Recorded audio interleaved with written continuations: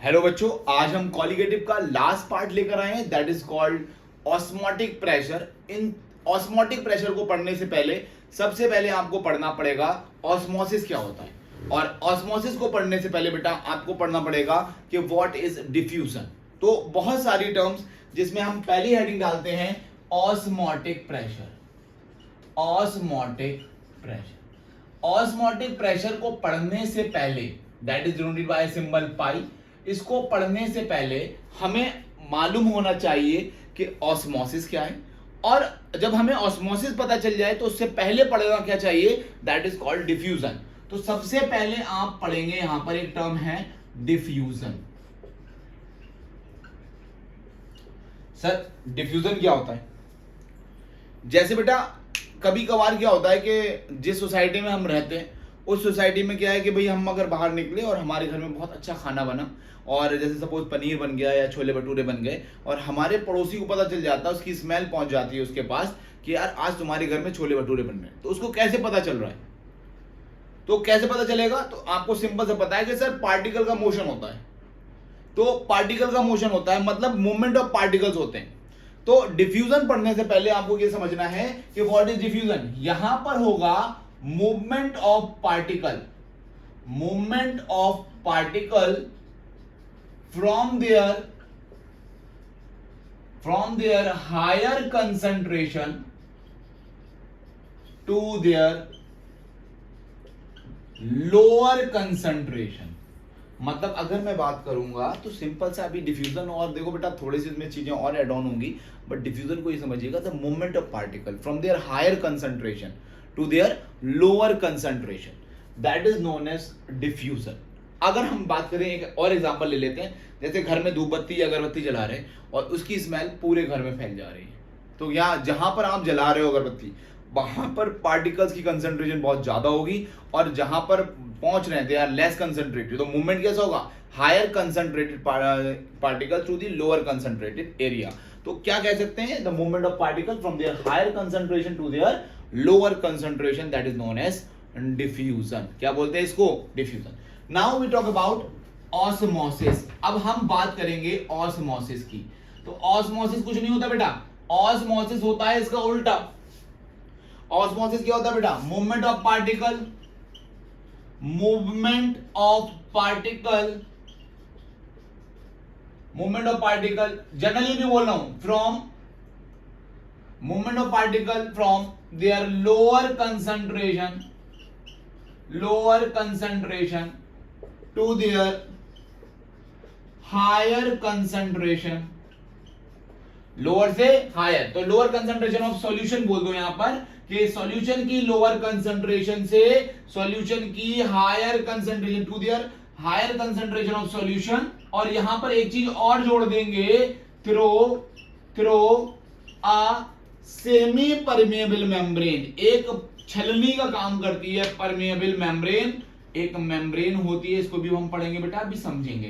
तो अगर आप बात करेंगे कि what is the basic difference between diffusion and osmosis, तो डिफ्यूजन में क्या होता है? हायर कंसंट्रेशन से लोअर कंसंट्रेशन की तरफ मूवमेंट होता है, और ये होता है इसका उल्टा, the movement of particle from the lower concentration of solution to their higher concentration of solution through a semi permeable membrane, that is known as osmosis. क्या बोलेंगे इसको? ऑस्मोसिस। ठीक है, अगर ये तो मैंने बोला बेटा इन रिस्पेक्ट ऑफ सॉल्यूशन, अगर मैं बात करूं इन रिस्पेक्ट ऑफ सॉल्वेंट की तो डेफिनेशन अलग हो जाती है। तो अब बात करेंगे ऑस्मोसिस है क्या। ऑस्मोसिस है क्या? तो ऑस्मोसिस में आप बात करेंगे तो मैं आपको इतना समझाऊं कि अगर यहां पर एक है ये सेमी परमेबल मेम्ब्रेन। सेमी का मतलब होता है बेटा आधा, परमेबल मतलब परमिशन, तो आधी परमिशन देने वाले। और ये वाली जो मेम्ब्रेन होती है बेटा, इसमें मेम्ब्रेन मतलब बहुत ही छोटी मेम्ब्रेन होती है, बहुत छोटे से छेद होते हैं इसके अंदर, बहुत बारीक से छेद होते हैं इस मेम्ब्रेन के। यहां पर मूवमेंट ऑफ पार्टिकल होता है। तो कैसे मूवमेंट ऑफ पार्टिकल होगा जरा देखेंगे। तो सॉल्वेंट और सॉल्यूशन, जो मूवमेंट ऑफ पार्टिकल्स होता है वो किधर से होता है बेटा? सॉल्वेंट से सॉल्यूशन की तरफ। द स्पॉन्टेनियस, अपने आप होता है। क्या होता है बेटा? स्पॉन्टेनियस। द स्पॉन्टेनियस, स्पॉन्टेनियस को बोलते हैं खुद ब खुद, खुद ब खुद। मतलब ऐसे प्रोसेस जिनकी जरूरत नहीं पड़ रही है, मूवमेंट अपने आप होता चला जाएगा। डिपेंड करेगा, क्या करेगा, सॉल्वेंट से सॉल्यूशन की तरफ को मूवमेंट हो गया।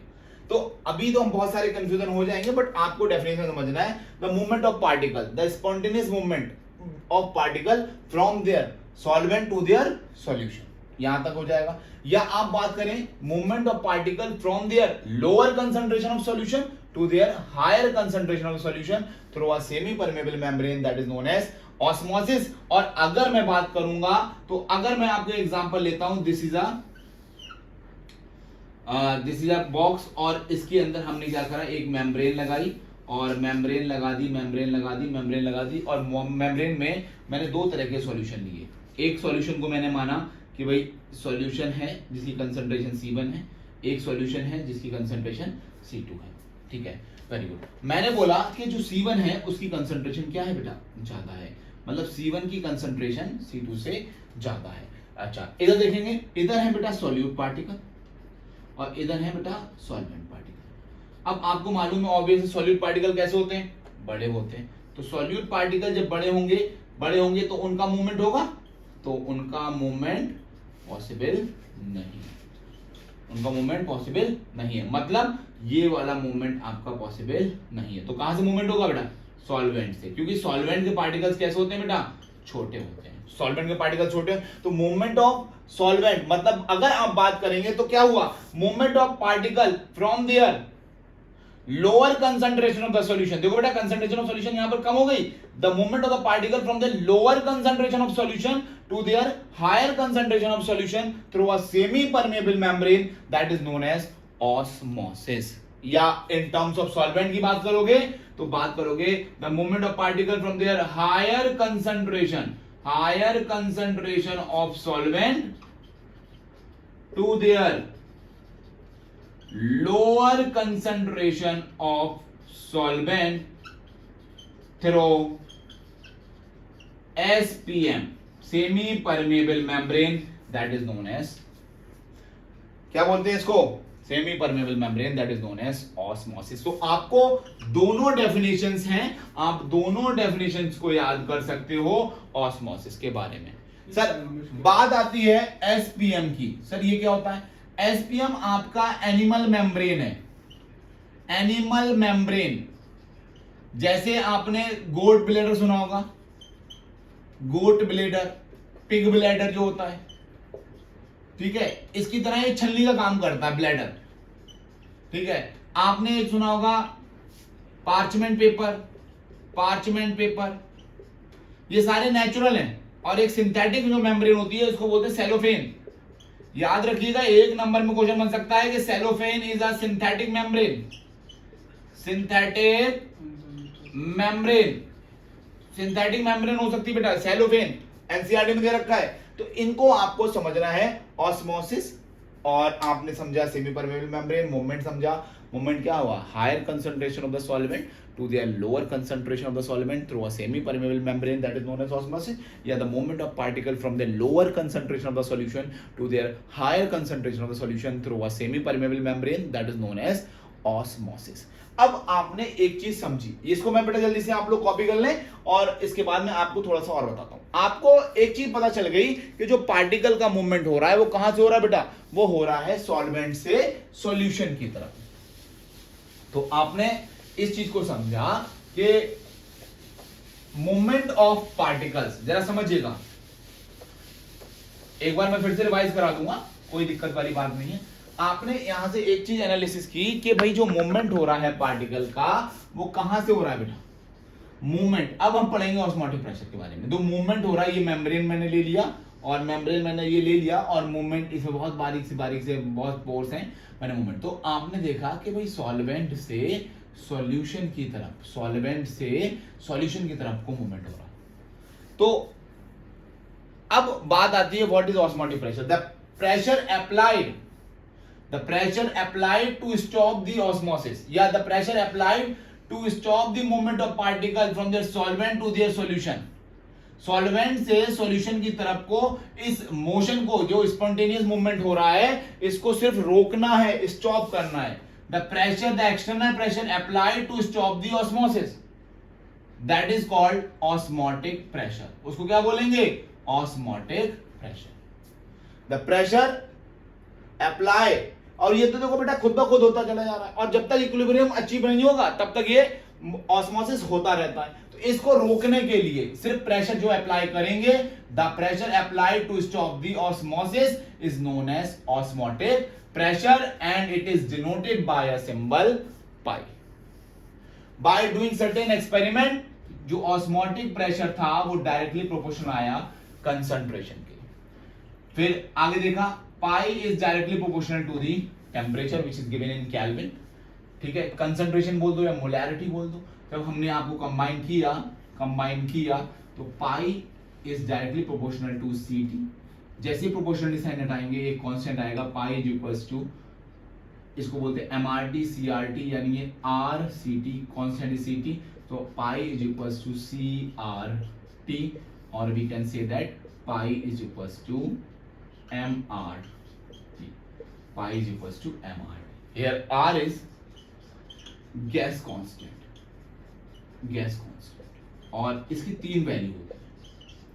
जनरली आपको जो वैल्यू मिलने वाली है वो मिलेगी R is equals to 0.0821 litre ATM पर केल्विन पर मोल। जब आपका जो पाई है वो आपका ATM में दे रखा होगा तो R की वैल्यू ये लगाएंगे।